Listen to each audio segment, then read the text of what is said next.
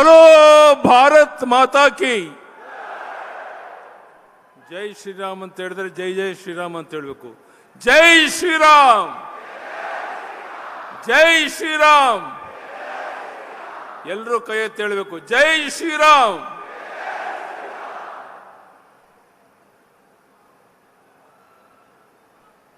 भारत के लोकप्रिय प्रधानमंत्री जी को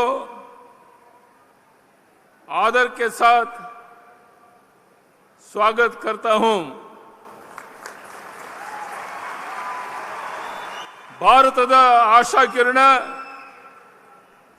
ಯುವಕರ ಕಣ್ಮಣಿ, ವಿಶ್ವ ನಾಯಕರಾದಂಥ ಸನ್ಮಾನ್ಯ ಶ್ರೀ ನರೇಂದ್ರ ಮೋದಿಜಿಯವರನ್ನು ನೋಡಲು, ಅವರ ಮಾತನ್ನು ಕೇಳಕ್ಕೆ ಲಕ್ಷ ಲಕ್ಷ ಸಂಖ್ಯೆಯಲ್ಲಿ ತಾವೆಲ್ಲ ಬಂದಿದ್ದೀರಾ.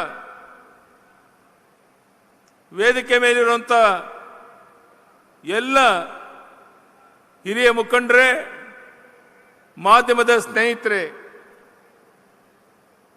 ಸನ್ಮಾನ್ಯ ಮೋದಿಜಿಯವರು ಸರ್ವ ಜನಾಂಗದ ಶಾಂತಿಯ ತೋಟವಾದ ಕರ್ನಾಟಕದಲ್ಲಿ ಚುನಾವಣಾ ರಣಕಹಳೆಯನ್ನು ಮೊಳಗಿಸಿದ್ದಾರೆ. ಇದು ಅವರಿಗೆ ನಮ್ಮ ಕರ್ನಾಟಕದ ಮತದಾರರ ಮೇಲೆ ಇರುವಂಥ ನಂಬಿಕೆಯನ್ನು ತೋರಿಸುತ್ತೆ. ಮೊನ್ನೆ ತಾನೇ ಕಲಬುರಗಿಗೆ ಬಂದು ಲಕ್ಷಾಂತರ ಜನ ಸೇರಿದಂಥ ಸಭೆಯಲ್ಲಿ ಅವರು ಮಾತನಾಡಿ ಹೋಗಿದ್ರು. ನರೇಂದ್ರ ಮೋದಿಜಿಯವರ ನೇತೃತ್ವದ ಸರ್ಕಾರ ಕೇವಲ ಚುನಾವಣೆಗೆ ಕೆಲಸ ಮಾಡುವಂಥ ಸರ್ಕಾರ ಅಲ್ಲ. ದಿನದ 24 ಗಂಟೆ, ವರ್ಷದ 365 ದಿನಗಳ ಕಾಲ ಗಡಿಯನ್ನು ಸುರಕ್ಷಿತವಾಗಿಡೋದಕ್ಕೆ ಅತ್ಯಾಧುನಿಕ ರಕ್ಷಣಾ ಸಾಮಗ್ರಿಗಳನ್ನು ಒದಗಿಸ್ತಾ ಇದೆ. ಅದೇ ರೀತಿ ಭಾರತದ ಬೆನ್ನೆಲುಬಾಗಿರುವ ರೈತ ಬಾಂಧವರಿಗೆ ಕಿಸಾನ್ ಸನ್ಮಾನ್ ಯೋಜನೆ ಅಡಿ ಪ್ರತಿ ವರ್ಷ 6,000 ರೂಪಾಯಿಗಳನ್ನು ನೇರವಾಗಿ ಅವರ ಖಾತೆಗೆ ಜಮಾ ಮಾಡಿ ರೈತ ಮಿತ್ರರ ಮೊಗದಲ್ಲಿ ಮಂದಹಾಸವನ್ನು ಮಾಡಿಸುವಂತ ಕೆಲಸ ಮಾಡಿದ್ದಾರೆ. ಕೇಂದ್ರ ಸರ್ಕಾರ 6,000 ಕೊಟ್ಟರೆ, ನಾನು ಮುಖ್ಯಮಂತ್ರಿ ಆಗಿದ್ದಾಗ ನಾನು ಸಹ 4,000 ಕೊಟ್ಟು 10,000 ಕೊಡ್ತಾ ಇದ್ದೋ. ಆದರೆ ಈ ಸರ್ಕಾರ, ರಾಜ್ಯ ಸರ್ಕಾರ ಕೊಡ್ತಿದ್ದ 4,000 ನಿಲ್ಲಿಸಿರುವುದು ನಿಮಗೆಲ್ಲ ಗೊತ್ತಿರುವಂಥ ಸಂಗತಿ. ಕಾಶ್ಮೀರದ ಸ್ವಾಯತ್ತತೆಗೆ ಕಂಟಕವಾಗಿದ್ದ ಆರ್ಟಿಕಲ್ 370 ರದ್ದುಗೊಳಿಸಿ ಅಖಂಡ ಭಾರತದ ಕನಸಿಗೆ ನೀರೆರೆದಿದ್ದಾರೆ.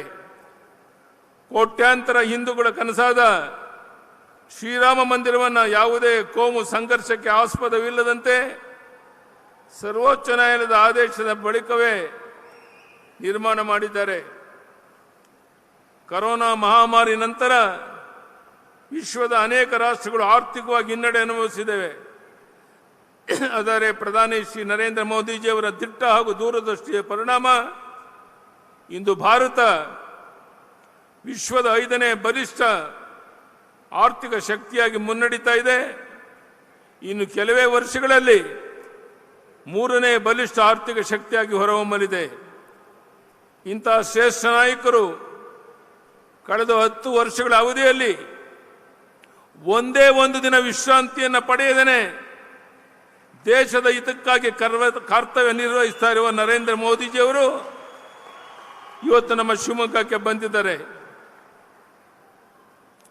ಕಳೆದ ಸಾರಿ ಬಂದಾಗ ನರೇಂದ್ರ ಮೋದಿಯವರು ಶಿವಮೊಗ್ಗದ ವಿಮಾನ ನಿಲ್ದಾಣದ ಜೊತೆಗೆ ಕೇಂದ್ರ ಸರ್ಕಾರದ ಹಲವು ಯೋಜನೆಗಳನ್ನು ಉದ್ಘಾಟಿಸಿದರು. ಯೋಜನೆಗಳಿಂದಾಗಿ ಮಲೆನಾಡಿನಲ್ಲಿ ಆರ್ಥಿಕ ಚಟುವಟಿಕೆಗಳು ಗರಿಗೆದರಿವೆ ಎಂಬುದು ಸುಳ್ಳಲ್ಲ. ಈಗಾಗಲೇ ತಿಳಿಸಿರುವಂತೆ ಮಲೆನಾಡಿನ ಹೆಬ್ಬಾಗಲಾದಂಥ ಶಿವಮೊಗ್ಗ ಲೋಕಸಭಾ ಕ್ಷೇತ್ರದಲ್ಲಿ ಕಳೆದ 15 ವರ್ಷಗಳಲ್ಲಿ ಆಗಿರುವಂಥ ಅಭಿವೃದ್ಧಿಯನ್ನು ತಾವೆಲ್ಲ ಕಣ್ಣಾರ ನೋಡಿದ್ದೀರಾ. ಭಾರತೀಯ ಜನತಾ ಪಕ್ಷದ ಸರ್ಕಾರ ಅಧಿಕಾರ ಬಂದ ತಕ್ಷಣವೇ ಶಿವಮೊಗ್ಗದ ಜಿಲ್ಲೆಯ ಅನೇಕ ಜ್ವಲಂತ ಸಮಸ್ಯೆಗಳಿಗೆ ಮುಕ್ತಿ ನೀಡಲಾಗಿದೆ. ಇದಕ್ಕೆ ನನಗೆ ಹೆಗಲು ಕೊಟ್ಟು ಇಲ್ಲಿನ ಎಲ್ಲ ಮುಖಂಡಗಳಿಗೆ ಆಭಾರಿಯಾಗಿದ್ದೇನೆ. ಹಾಗೂ ವಿಶೇಷವಾಗಿ ಸಂಸದರಾದಂಥ ಶ್ರೀ ಬಿ ರಾಘವೇಂದ್ರ ಅವರನ್ನು ಹಿಡಿದು ಪ್ರತಿಯೊಬ್ಬರೂ ಸಹ ನನಗೆ ಸಹಕಾರವನ್ನು ನೀಡಿದ್ದಾರೆ. ಬಂಧುಗಳೇ, ಇವತ್ತು ಮಾಜಿ ಪ್ರಧಾನಿ ದೇವೇಗೌಡರು ದೂರವಾಣಿ ಮೂಲಕ ಮಾತನಾಡಿದ್ರು. ಯಡಿಯೂರಪ್ಪನವರೇ, ನಾನು ಸಹ ಶಿವಮೊಗ್ಗ ಬೇರೆ ಎಲ್ಲ ಕಡೆ ಬರ್ತೇನೆ, ಬಿಜೆಪಿ ಜೆಡಿಎಸ್ ಸೇರಿ 28ಕ್ಕೆ 28 ಲೋಕಸಭಾ ಕ್ಷೇತ್ರವನ್ನು ಗೆದ್ದು ಪ್ರಧಾನಿಯವರಿಗೆ ಅರ್ಪಿಸೋಣ. ಈ ಮಾತನ್ನ ಪ್ರಧಾನಿ ನರೇಂದ್ರ ಮೋದಿಯವರು ಹೇಳಿದ್ದಾರೆ. ಇಂಥ ಒಂದು ವಿಶೇಷವಾದ ಸಂದರ್ಭದಲ್ಲಿ ಪ್ರಧಾನಿ ನರೇಂದ್ರ ಮೋದಿಜಿಯವರ ಮಾತನ್ನು ಕೇಳಕ್ಕೆ ತಾವೆಲ್ಲ ಕಾತುರತೆಯಿಂದ ಕುಂತಿದ್ದೀರ. ನಮ್ಮ ಗೌರವಾನ್ವಿತ ಪ್ರಧಾನಮಂತ್ರಿಗಳು ಇಂದು ನಮ್ಮಲ್ಲಿಗೆ ಬಂದಿದ್ದಾರೆ. ಕರ್ನಾಟಕದ ಅಭಿವೃದ್ಧಿ ನಿಟ್ಟಿನಲ್ಲಿ ಮೋದಿಜಿಯವರು ಕೈಗೊಂಡ ಎಲ್ಲ ನಿರ್ಧಾರಗಳಿಗಾಗಿ ನಾವು ಪ್ರಧಾನಿಯವರಿಗೆ ಕೃತಜ್ಞತೆಯನ್ನು ನಾಡಿನ ಜನರ ಪರವಾಗಿ ಸಲ್ಲಿಸ್ತೇನೆ.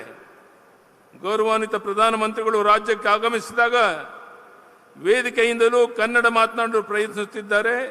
ಇದು ನಮ್ಮ ಭಾಷೆಯ ಮೇಲೆ ಅವರಿರುವ ಪ್ರೀತಿ ವಿಶ್ವಾಸಕ್ಕೆ ಕಾರಣ ಅನ್ನೋ ಮಾತನ್ನು ಹೇಳಕ್ಕೆ ಇಚ್ಛೆಪಡ್ತೇನೆ. ಅವರು ತಮ್ಮ ಭಾಷಣಗಳನ್ನು ಆನ್ಲೈನ್ನಲ್ಲಿ ಕನ್ನಡದ ಭಾಷೆಗೆ ಭಾಷಾಂತರಿಸಲು ಪ್ರಾರಂಭಿಸಿದ್ದಾರೆ. ಇದರಿಂದ ಇವರು ನಮ್ಮೊಂದಿಗೆ ಹಿಂದಿ ಹರಿಯದ ನಮ್ಮ ರಾಜ್ಯದ ಎಲ್ಲ ಜನರೊಂದಿಗೆ ನೇರವಾಗಿ ಸಂಪರ್ಕ ಸಾಧಿಸಬಹುದು. ಇದಕ್ಕಾಗಿ ಎಕ್ಸ್ ಎಂಬ ಆನ್ಲೈನ್ ಜಾಲತಾಣದಲ್ಲಿ ನರೇಂದ್ರ ಮೋದಿ ನಮೋ ಇನ್ ಕನ್ನಡ ಹೆಸರಿನ ಎಕ್ಸ್ ಅಪ್ಲಿಕೇಶನ್ನಲ್ಲಿ ಖಾತೆಯೂ ಇದೆ. A1 ಆರ್ಟಿಫಿಷಿಯಲ್ ಇಂಟೆಲಿಜೆನ್ಸ್ ಸಹಾಯವನ್ನು ಪಡೆಯಲಾಗ್ತಾ ಇದೆ. ನೀವು ಸಹ ನಮ್ಮ ಮೋದಿಜಿಯವರ ಭಾಷಣಗಳನ್ನು ಕನ್ನಡದಲ್ಲಿ ಕೇಳಿ ಅವರೊಂದಿಗೆ ಆನ್ಲೈನ್ನಲ್ಲಿ ಕನ್ನಡದಲ್ಲಿ ಸಂಪರ್ಕ ಸಾಧಿಸುವುದು. ಇದರ ಬಗ್ಗೆ ಸಾಧ್ಯವಾದಷ್ಟು ಹೆಚ್ಚಾಗಿ ಜನರಿಗೆ ತಿಳಿಸೋಣ. ಬಂಧುಗಳೇ, ಇವತ್ತು ಮೋದಿಜಿಯವರ ಮಾತನ್ನು ಕೇಳಕ್ಕೆ ತಾವು ಉತ್ಸುಕರಾಗಿದ್ದೀರಾ. ನಾನು ನಿಮ್ಮೆಲ್ಲರ ಪರವಾಗಿ ಮೋದಿಜಿಯವರಿಗೆ ಭರವಸೆಯನ್ನು ಕೊಡ್ತೇನೆ. ಕರ್ನಾಟಕ ರಾಜ್ಯದಿಂದ 28ಕ್ಕೆ 28 ಲೋಕಸಭಾ ಕ್ಷೇತ್ರವನ್ನು ಗೆದ್ದು ಅವರೆಲ್ಲ ಸಂಸತ್ ಸದಸ್ಯರನ್ನ ಡೆಲ್ಲಿ ಕರ್ಕೊಂಡು ಬರ್ತೇನೆ. ಆ ಭರವಸೆಯನ್ನು ಅವರು ಕೊಡ್ತಾ ಮತ್ತೊಮ್ಮೆ ಇವತ್ತು ವಿಜಯೇಂದ್ರ ಅವರು ರಾಜ್ಯದ ಅಧ್ಯಕ್ಷರಾದ ಮೇಲೆ ರಾಜ್ಯದ ಉದ್ದಗಲಿಕ್ಕೆ ಪ್ರವಾಸ ಮಾಡಿ ಪಕ್ಷವನ್ನು ಬಲಪಡಿಸುವಂಥ ಕೆಲಸ ಮಾಡ್ತಾ ಇದ್ದಾರೆ. ಅವರಿಗೆ ವೇದಿಕೆ ಮೇಲಿರುವಂಥ ನಮ್ಮೆಲ್ಲ ಚುನಾಯಿತ ಪ್ರತಿನಿಧಿಗಳಿಗೆ ನಾನು ವಿನಂತಿಯನ್ನು ಮಾಡ್ತೇನೆ. ಇವತ್ತಿನಿಂದ ನಾವು ಮನೆ ಸೇರಿದೇನೆ ನಮ್ಮ ಕ್ಷೇತ್ರದಲ್ಲಿ ಓಡಾಡಿದ್ರೆ ಯಾವ ಪ್ರಧಾನಿ ನರೇಂದ್ರ ಮೋದಿಜಿಯವರು ಕಳೆದ 10 ವರ್ಷದಲ್ಲಿ ಒಂದು ದಿನ ವಿಶ್ರಾಂತಿ ತಗೊಳ್ಳದೆ ವಿದೇಶಕ್ಕೆ ಓಡಾಡ್ತಾ ಈ ಜಗತ್ತೇ ಮೆಚ್ಚೋ ರೀತಿ ಒಂದು ಕೆಲಸವನ್ನು ಮಾಡ್ತಾ ಇದ್ದಾರೆ. ಕೊನೆ ಪಕ್ಷ ಲೋಕಸಭಾ ಚುನಾವಣೆ ಆಗೋರಿಗೆ ನಾವ್ಯಾರು ಕಾರ್ಯಕರ್ತರು ಮನೆ ಸೇರಿದೇನೆ ಯಾರೇ ಅಭ್ಯರ್ಥಿ ಇರಲಿ ಅವರ ಗೆಲುವಿಗಾಗಿ ನಾವು ನೀವೆಲ್ಲ ಪ್ರಾಮಾಣಿಕ ಪ್ರಯತ್ನ ಮಾಡಬೇಕು ಅಂತ ಈ ಸಂದರ್ಭದಲ್ಲಿ ಕೈ ಜೋಡಿಸಿ ನಿಮ್ಮಲ್ಲಿ ಪ್ರಾರ್ಥನೆ ಮಾಡಿ ಮತ್ತೊಮ್ಮೆ ಲಕ್ಷಾಂತರ ಸಂಖ್ಯೆಯಲ್ಲಿ ಬಂದಿರುವಂಥ ನಮ್ಮೆಲ್ಲ ಕಾರ್ಯಕರ್ತ ಬಂಧು ಭಗಿನಿಯರಿಗೆ, ಮಾಧ್ಯಮದ ಸ್ನೇಹಿತರಿಗೆ, ವೇದಿಕೆ ಮೇಲಿರುವಂಥ ಮುಖಂಡರಿಗೆ, ಪ್ರಧಾನಿಯವರಿಗೆ ಮತ್ತೊಮ್ಮೆ ವಂದನೆಯನ್ನು ಸಲ್ಲಿಸಿ ನನ್ನ ಮಾತನ್ನು ಮುಗಿಸ್ತೇನೆ. ಬಲೋ ಭಾರತ್ ಮಾತಾ ಕಿ. ಪ್ರಧಾನಿ ನರೇಂದ್ರ ಮೋದಿಜಿಯವರಿಗೆ, ಪ್ರಧಾನಿ ನರೇಂದ್ರ ಮೋದಿಜಿಯವರಿಗೆ ಭಾರತ್ ಮಾತಾ ಕಿ. ಜೈ ಶ್ರೀರಾಮ್, ಜೈ ಶ್ರೀರಾಮ್. ನಮಸ್ಕಾರ, ಧನ್ಯವಾದ.